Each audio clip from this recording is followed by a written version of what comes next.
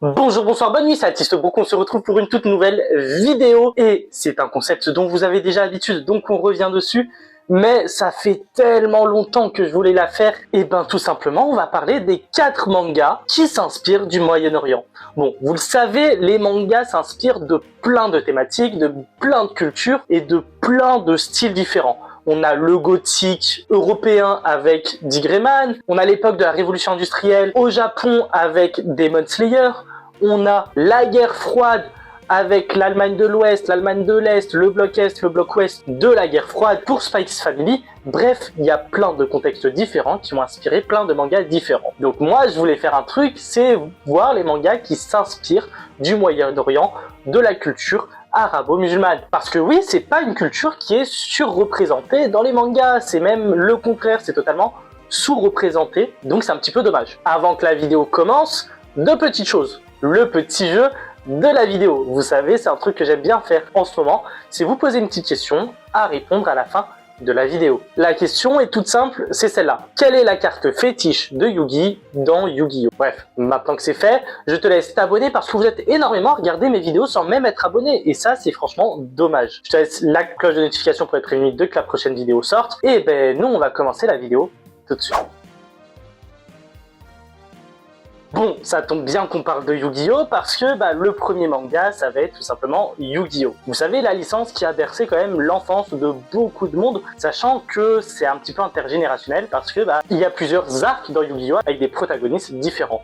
Mais nous, on va se concentrer sur le premier, donc le Yu-Gi-Oh! Classique, qu'on a connu en animé. Mais de quoi ça parle? On va suivre tout simplement l'histoire de Yugi Muto qui vit avec son grand-père, possédant un magasin de jeux, très important pour la suite. Cependant, ce grand-père-là va lui offrir un cadeau assez spécial. C'est une espèce de puzzle qui existerait depuis des millénaires mais que personne n'a réussi à le terminer. Et on raconte que la personne qui réussira à le terminer aura une espèce de surprise, il se passerait quelque chose d'assez mystique. Tu l'auras compris, c'est le cas de Yugi. Il a enfin terminé de construire son puzzle, le fameux puzzle du Millennium. Le truc, c'est qu'en fait, le fameux pouvoir mystique qui résidait au sein de ce puzzle, c'est tout simplement une autre personnalité. Et oui, le puzzle du Millennium va réveiller en Yugi une seconde personnalité qui prendra sa place sans s'en rendre compte. Le truc, c'est que cette double personnalité déteste les injustices. Donc il va régler toutes les injustices qu'il trouvera à la place de Yugi, mais d'une manière assez spéciale. Pas en se battant, en tout cas pas avec ses poings, mais surtout en utilisant des jeux. Et tout y passe. Est-ce que Yugi va s'en rendre compte un jour ou l'autre?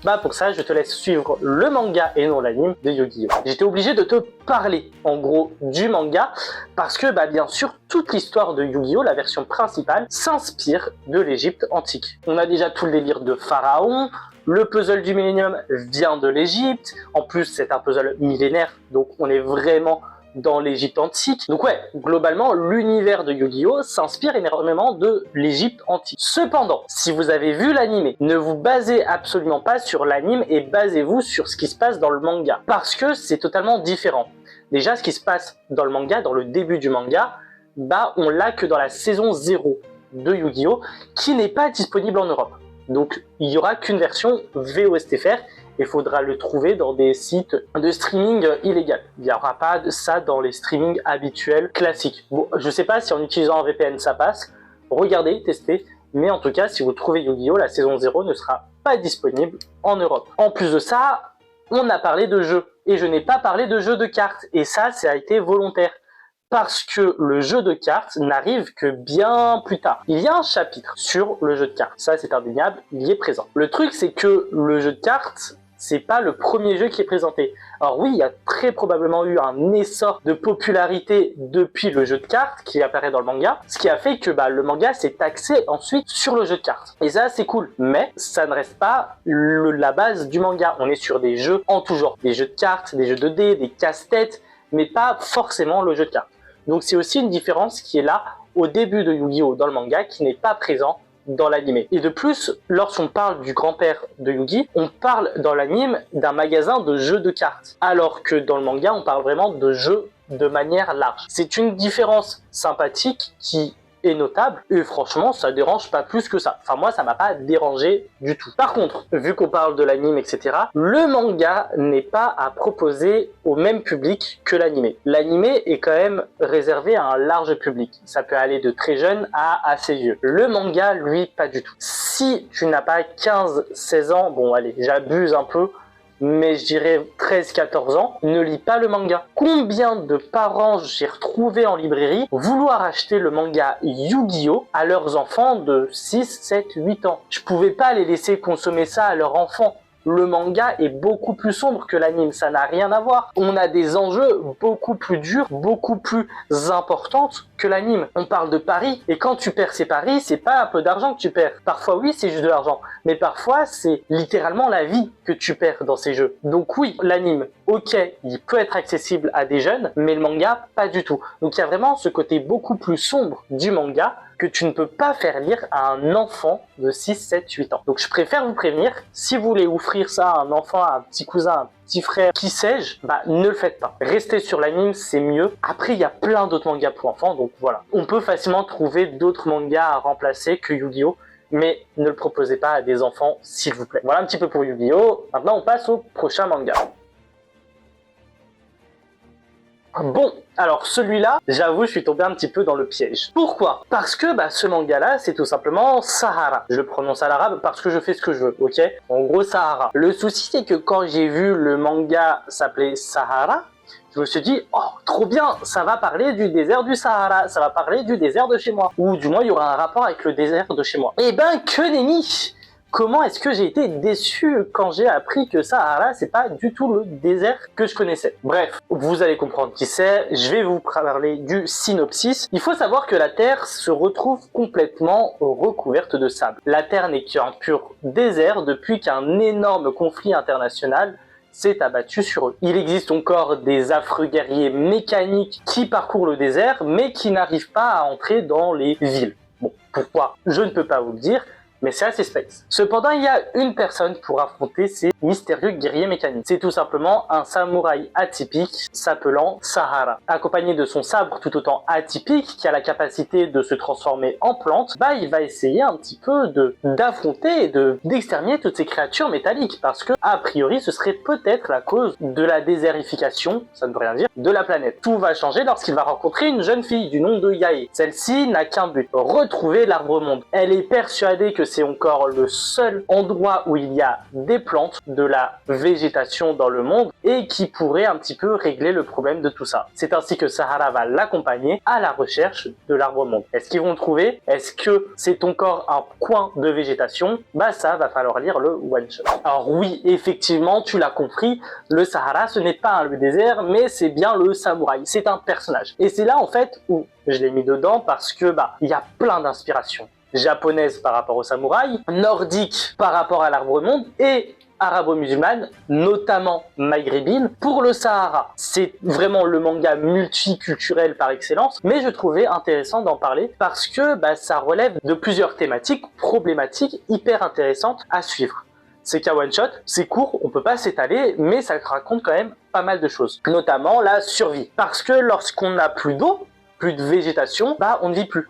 On survit. Et on voit les différentes façons de survivre. Ceux qui ont encore de l'espoir et qui vont essayer justement de continuer à vivre dans les villes, ceux qui sont sans scrupules, qui vont se mettre à piller le peu que les gens ont, ou ceux qui sont dans le désespoir total et qui vont totalement aller au suicide en essayant de retrouver quelque part où vivre, tu vois. C'est très complexe, ça relève de la mentalité de chacun, on ne vit pas les situations de la même manière, mais c'est intéressant de voir toutes les façons de penser lorsque on est dans un monde post-apo, parce que c'est le cas. En plus de ça, ce qui est intéressant, c'est le contexte de la guerre. Je vais pas vous dire pour éviter de vous spoil, etc., parce que c'est un one-shot, mais ce que je trouve intéressant, c'est que il y a eu un événement, on l'a dit, c'est la guerre, qui a amené du coup la Terre à cette étape-là de sa vie. Le souci, c'est qu'il y a une raison. Ce n'est pas pour rien qu'il y a eu cette guerre. L'homme, à chaque guerre, va inventer de nouvelles choses. Et c'est ces inventions-là qui vont provoquer la déserification de la Terre. Quelles sont ces inventions-là? Je vous laisserai voir ça. Et justement, on voit un petit peu l'impact qu'a l'homme, l'innovation qu'a l'homme, particulièrement lorsqu'il y a une guerre. Parce que les avancées technologiques principaux, ce sont lors des périodes de guerre. La radio telle qu'on la connaît, elle a pu énormément évoluer lors de la Seconde Guerre mondiale. Les sous-marins, ce sont à la base des véhicules, si on peut appeler ça comme ça, qui ont été prévus pour la guerre. L'armement chimique, là aujourd'hui on a la lacrymogène qui est banale en soi, tu vois, mais ça, c'est une arme qui a été sûrement développée lors d'une guerre, tu vois. Tout ça, toutes les innovations technologiques, scientifiques, bah, c'est principalement dû à la guerre. Les appareils de communication, si aujourd'hui on a des téléphones aussi performants que celle-ci, c'est parce qu'on est passé par la radio et c'est parce qu'il y a eu la guerre qu'on est passé à la radio. C'est super intéressant et franchement, c'est l'une des raisons qui fait que le one-shot est l'un de mes one-shots préférés parce que vraiment ça parle de plein de choses, c'est super intéressant, c'est subtil et il y a énormément de références multiculturelles, encore une fois. Et puis surtout, bah, qui dit désert dit plus aucune végétation. Et on voit aussi l'importance de l'eau et de la végétation au bout d'un moment. Parce que oui, c'est sympa, on est dans un contexte de réchauffement climatique, on minimise énormément la présence d'eau et de végétaux, on détruit tout, on pollue tout, mais on s'en rend pas compte de ce que ça peut réellement provoquer chez l'humain plus tard. C'est beaucoup plus compliqué que ce qu'on pense, hein. Et je parle de l'humain, mais pas que l'humain, hein. L'humain n'est qu'une espèce parmi tous les autres qui risquent l'extinction suite au réchauffement climatique. On est face à une guerre climatique aujourd'hui. Et le manga nous le rappelle. Et ça, c'est vachement intéressant également. Donc voilà, maintenant on passe au prochain manga. Bon, alors ce manga-là, il y a toute une vidéo bien détaillée avec le synopsis, mon avis sur ma chaîne YouTube. C'est tout simplement la vidéo sur Im the Great Priest Imhotep, où justement, je crois que elle s'appelle comment la vidéo déjà? Je crois que c'est la guerre de religion, présentation Im the Great Priest Imhotep. Bref, un truc comme ça. Mais on va un petit peu rappeler le synopsis, on va un petit peu rappeler mon avis, beaucoup moins détaillé que sur cette vidéo-là. En gros, pour faire simple, on va suivre l'histoire d'Inome, une jeune fille qui malheureusement ne parle plus parce qu'elle est atteinte d'une malédiction. À chaque fois qu'elle ouvre la bouche, enfin qu'elle parle, bah elle crache des flammes. C'est que lorsqu'elle rencontre un fameux Égyptien qui a priori viendrait du passé de 3000 ans auparavant et qui serait prêtre du nom de Imhotep, raccourci par Im, apparaissent. Celui-ci n'a qu'une mission donnée par les dieux, vaincre tous les Magai, des espèces de faux dieux imitant les dieux originaux de la mythologie égyptienne. Et il se pourrait que Inome soit atteinte justement d'un Magai, et c'est ce Magai-là qui causerait possiblement sa malédiction. C'est tout un bordier. En tout cas, ce qui est sûr, c'est que cette rencontre n'est pas anodine et qu'elle va possiblement aider Im à exterminer l'ensemble des Magai présents au Japon. Qu'est-ce que j'en pense ? Très rapidement. Déjà, premier point, c'est un manga culturellement super intéressant. Pourquoi? Parce que on va aller dans tradition et culture de deux pays. Et ces deux cultures et ces deux traditions sont bien découpées dans le manga, donc c'est vachement cool parce qu'on ne s'y perd pas. On a vraiment toute une partie où ça se passe au Japon, avec les temples shintoïstes, avec la culture à la japonaise. Je suis pas sûr, mais je crois qu'il y a même une fête du Nouvel An. J'ai pas envie de dire de bêtises, mais j'ai un souvenir comme ça. Ça se trouve, c'est un autre anime ou un autre manga, voilà. Mais la deuxième partie se focus beaucoup plus sur l'Égypte, la culture égyptienne, la mythologie égyptienne. En plus de ça, je crois que les Japonais lambda dans le manga mélangent un petit peu les Magai, qui sont des faux dieux égyptiens, avec des yokai, qui sont ces espèces d'esprits, de divinités japonaises qui sont présentes dans la culture japonaise. Donc, il y a ça qui est présent, ça fait un petit parallèle entre les deux, en mode nous on a ça, mais vous avez ça, est-ce que ce serait pas la même chose, tu vois? Donc ça c'est vachement intéressant. Double culture, double histoire aussi, parce qu'on fait référence à des personnages historiques. Je vous en reparle plus précisément encore une fois dans la vidéo sur Im, qui est dédiée à ce manga-là. En plus de ça, il y a tout le contexte religieux, super intéressant, parce que, encore une fois, il y a cette réflexion de les dieux sont là, les dieux existent, mais est-ce que les dieux sont irréprochables? Est-ce que les dieux de la mythologie égyptienne sont les bons dieux, sont ceux qu'on doit écouter fidèlement, etc. Tu peux élargir ça à toutes les religions en soi, mais c'est une réflexion qui existe dans le manga, qui peut être acceptée ou non par d'autres personnes. Tout dépend de tes croyances en soi. Donc encore une fois, pour parler de croyances, pour parler vraiment plus en détail, c'est dans la vidéo sur le manga que j'en parle plus précisément, mais il y a vraiment tout un questionnement sur la religion, sur l'évolution des religions également, parce que à l'époque c'était la mythologie égyptienne. Aujourd'hui, ce qui se passe en Égypte, c'est l'islam. Ça n'a rien à voir. C'est deux mondes totalement opposés, deux religions totalement opposées. Mais encore une fois, je vous laisse vraiment aller voir la vidéo. Je vous le rappelle parce qu'elle est vachement intéressante. Elle n'a pas tant marché que ça, hein, c'est dommage. Mais c'est une vidéo qui m'a beaucoup plu à faire, qui a pas mal de détails. Et franchement, c'est tout bénef pour vous. Donc, faites-vous kiffer, allez la voir. Alors lui, j'étais obligé de le mettre dans la vidéo parce que c'est le manga qui s'inspire du Moyen-Orient et du monde arabo-musulman par excellence. Et oui, tu auras compris, on va parler de Maggie the Labyrinth of Magic. Alors concrètement, de quoi est-ce que ça parle? On va tout simplement suivre l'histoire d'Aladin, un personnage assez mystérieux et un petit garçon assez étrange, qui en plus de ça ne se sépare jamais de sa flûte. Et c'est normal, dans sa flûte, il y a une présence, celle d'Hugo, son seul et unique ami. C'est que quelques temps plus tard qu'il va rencontrer Ali Baba, un autre jeune garçon qui ne rêve que d'une chose, être roi, devenir riche. Il va donc compter sur les labyrinthes qu'il va vouloir explorer pour accéder à ses ambitions. J'avoue qu'il compte aussi légèrement sur la flûte d'Aladin et du coup de la présence d'Hugo. Les labyrinthes sont quand même énormément connus pour être hyper dangereux et posséder des pièges de zinzin. Vont-ils donc arriver à conquérir au moins un labyrinthe?